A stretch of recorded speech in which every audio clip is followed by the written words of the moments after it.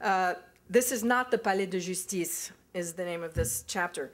This is a story my mother especially liked to tell French people who visited our home in Long Island. Our Paris phone number must have been one digit off from the Palais de Justice's main line. The Palais de Justice was the block of buildings on the Ile de la Cité that included the infamous and ancient Conciergerie prison, police headquarters, and all the judicial branches of government, including the courts. During the 14 years we lived in our apartment, we got at least 2 calls a day for the Palais de Justice. This was, of course, before the invention of answering machines, voicemail, or caller ID. In France, to this day, it's practically impossible to get the phone company to fix a problem, and equally hard to get your number changed, and this was one of the things that my father hated about France, and it drove him insane. My parents' French friend, Monique, taught them how to say in French, "You've dialed the wrong number. This is not the Palais de Justice. Vous vous trompez de numéro. Ce n'est pas le Palais de Justice." With my mother's accent, however, it came off sounding something like, "No, vous vous trompez le numéro. C'est pas le Palais de Justice." The French callers, fearing that some foreigner had been hired to man the lines, would start yelling and insist on being transferred to the appropriate department, to which Gloria kept repeating, "No, no, no, ce n'est pas le Palais de Justice." After several attempts at making herself understood, she would say, "Oh, go fuck yourself," and slam down the receiver with a colossal bang. Good thing those old black rotary phones were as sturdy as Sherman tanks. A moment later, the poor caller would be trying again.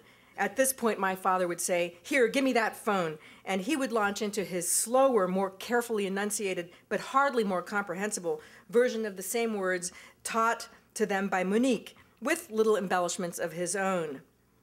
He worked on this for years. "Je m'excuse, monsieur.